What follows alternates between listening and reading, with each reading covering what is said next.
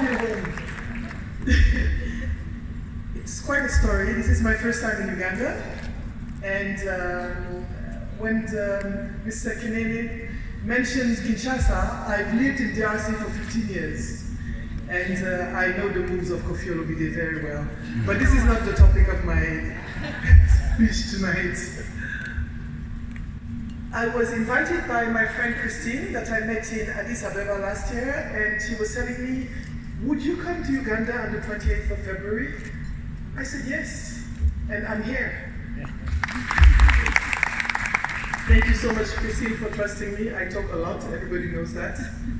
Even though French is my primary language, so please excuse my broken English. I would try not to speak pidgin English. You know, we West Africans, we're closer to Nigerians, so our English is not so posh. Tonight, I'm delighted and honored to be here to support such a cause as the blood bank. In fact, it's true, the need for blood is an African issue. And to be here today, associated to that very, very important problem, and I would rather say I'm part of the solution since I'm here with you people, the Rotary, who is really bringing a big, big difference, making a big difference in the matter in Uganda. Please applause for yourselves. And I'm really proud to be part of it because each of us, as Mr. Kinene said, has a family member that died because they didn't have enough blood. My father died like that. So it's quite moving for me to be here tonight. However, I would like to share with you something that I've learned throughout the years. It's about authentic leadership. What has changed in my life by knowing that I was an authentic leader? I didn't know it. It was an intuitive knowledge, an intuitive discovery. However, I have been working in telecom for 15 years, and accidentally Mr. Wim, the MD of MTN, was my colleague. At least I know someone in Uganda, Wim. He did come actually, but it's okay. So I learned something from my 25 years of managing people and companies. It's not about me. And my story starts in Senegal, where I was born. I then grew up in Côte d'Ivoire, and I was lucky enough throughout the course of my life to live in several countries, namely Congo-Brazzaville, Congo-Kinshasa, Kofi Olomide's country. And I was faced with people from different cultures, people from different backgrounds. And as I was raised to be the perfect child, as any child who was born in the 70s or the 60s knew that we were not allowed to be failures. I was raised by a single mother, and my mother's obsession was for me to be perfect. And that perfection really affected me when I started working, because I never wanted to share with others because I thought they would make me fail. As a student in the French system, we don't have that all very Anglophone people working in group. We work alone, and we're accountable for our grades. When I got to university, I started working with other people in groups, as I was in an Anglo-Saxon environment. But then when I started working in telecommunication, I can name the company since they are a sponsor. I started working with MTN in Côte d'Ivoire. I can name you, right? Please, MTN, applause for us. Thank you for what you're doing for the blood bank in Uganda. And I realized that the most important part was others. Other people. I learned to listen to other people. I learned that other people's point of view was important. I learned that having a different point of view from mine, which was not always perfect. Yes, I realized I was not the perfect child. I didn't have the perfect solution, and my perfection was a break in my development as a leader.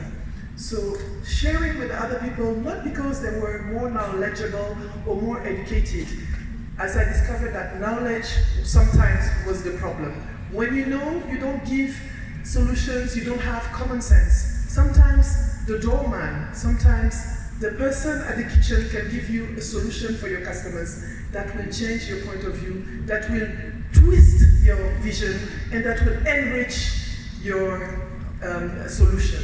So others were the key to my self-discovery. I believe in listening to others now, which I didn't believe before because I thought I knew it all. Raise your hand if you also were like me, please. Be honest.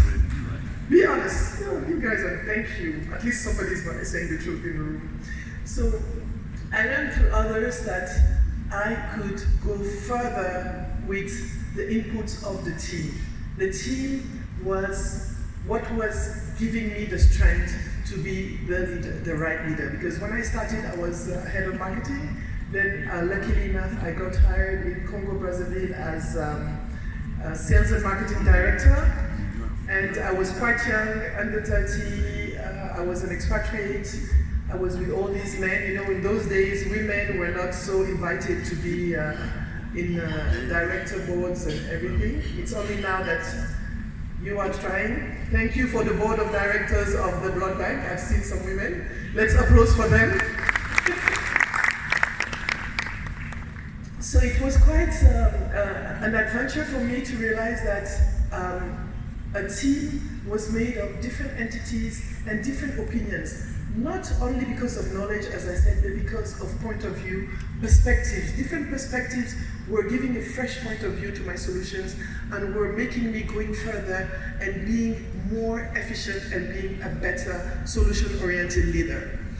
Accepting my mistake, owning the fact that I was not perfect, owning the fact that I was not the TK, the too known, the person who knows it all, gave me a new insight of who I was. After people, the others, I discovered who I was as a person. The knowledge of self is very important because when we start a career, we think that we have the skills, the competencies, we learned, we have degrees, so we know. Degrees are not everything, they're not enough. We need to know who we are as a person, what are our core skills, where do we excel, what kind of personality do we have, what can we do to improve our organization as a person. I realized that I was not, even though I was trained as a computer scientist, I'm an engineer in computer science, I found myself fitted in a marketing job that I was not trained for. So I learned on the job how to be a good marketer by knowing myself, of course, by discussing and learning from others, by learning on the trade, but knowing that I was not an organizer. I was a creative person. I have ideas, but I needed other people to come in and help me formalize my ideas, help me organize my ideas. I'm very intuitive. Even though I'm supposed to be a scientist, I always call myself a poetic scientist because I have filled with poetry, I'm filled with words, but I always need someone and other people to help me organize it. So we need to know who we are. We need to know what drives us. We need to know what makes us wake up in the morning. Why do you wake up in the morning? What is my purpose? What are my values? Sorry for my English. What are my values? And I would like to give you 1 minute to share your values, your 3 core values with your neighbor. No, 1 minute is too long, 30 seconds. Everybody knows their values. I will give you mine afterwards. So 30 seconds of silence, and I will pick 2 people in the room who will share the values of their neighbor. In the meantime, maybe I'll start singing in Lingala a little bit. I know you like Kofi Olomide. Do you allow me to sing? I'm not as good as a cappella. You guys are too brilliant. You spoiled it for me. I was going to sing, but I can't do anything anymore. Are you ready for the values? Yes. What are your values? I will start with my fellow MTN people. MTN, my lady in blue, can you share the values of your neighbor, please? Will you come here? Yellow.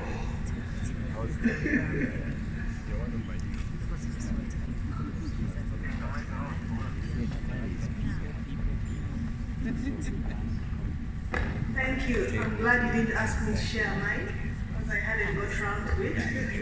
However, my neighbor, Mrs. Olga Ajiri, her core values are loyalty, integrity, and authenticity. Thank you very much. Thank you. Let's. Uganda, you guys are sad. Applause. You know, I told you I was in Kinshasa for 1/3 of my life, so I'm a Kinshasa person. So you know how we are in DRC. We're not like that, we're like that. So, Mr. Kenene, I would love to know the values of your neighbor.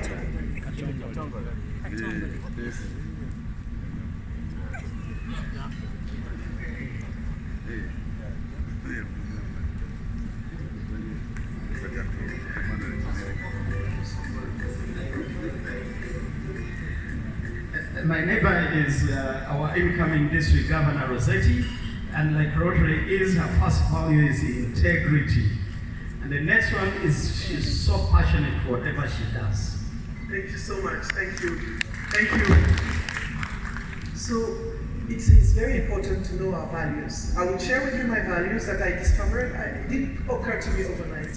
Integrity, authenticity, generosity. I'm trying to be in alignment with who I am. I try to be myself as much as I can.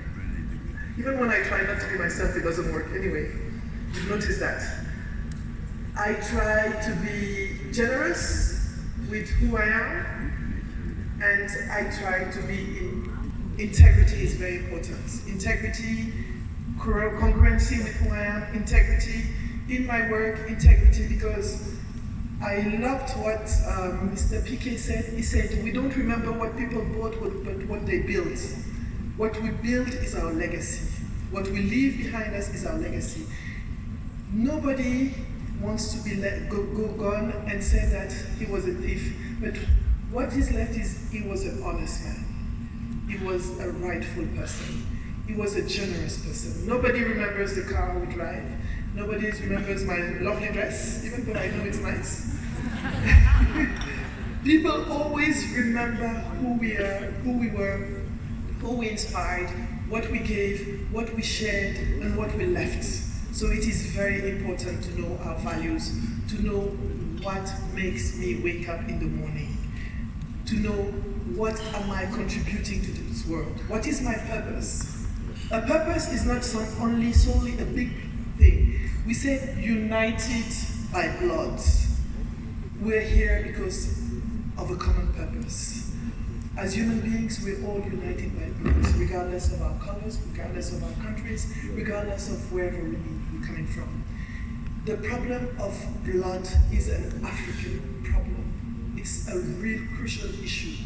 And it's really comforting to know that some like-minded people are here together, united for that cause, for that value, for that purpose.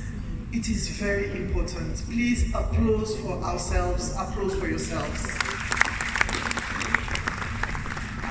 Beyond the purpose is the brand you're vehiculating. Who are you as a brand? The brand vehiculates your values, but a brand is not just being on social media like everyone else thinks and being famous or influential. To be a brand is to be a solution-oriented person. Which solution do you bring every day? Which problem do you solve in your daily life? Which problem do you solve in your professional life? Which problem do you solve at home? We mothers solve all the problems. We know that. Please, please applause for us. I know you're tired of applauding, but as a mother, we are always solving problems. Please, fathers, don't look at me that way. Don't give me that look. So, it's not just about being seen, being known, it's about being a solution-oriented people, bringing solutions, building solutions, and transforming things. And when you bring solutions to the society, it is very fulfilling for us to be here today for a good cause that is really important for Uganda. And I believe that Uganda is going to set the pace. Rotary Uganda is going to be an example for other Rotary in Africa with this fantastic initiative that I think it's super. Let me speak French a little bit. I'm tired of English, if you allow me. So I believe in building a brand that is sustainable. A sustainable brand is about purpose. A sustainable brand is about value. A sustainable brand is about congruency. Beyond the brand, beyond knowing oneself, there's something that is very important. It's the world. Am I fair to the world? Am my ethics right? Am I fair to the people who work with me? Am I really showing to the world who I am as a person, or I am faking it? It is very important to be accountable to the world as an authentic person, an authentic leader who works not for me, but as Mr. Martin said, for others. It's about we. And we're here tonight because it's about we, it's about the society, it's about solving a problem, it's about a health problem, it's about a Ugandan problem, it's about an African problem.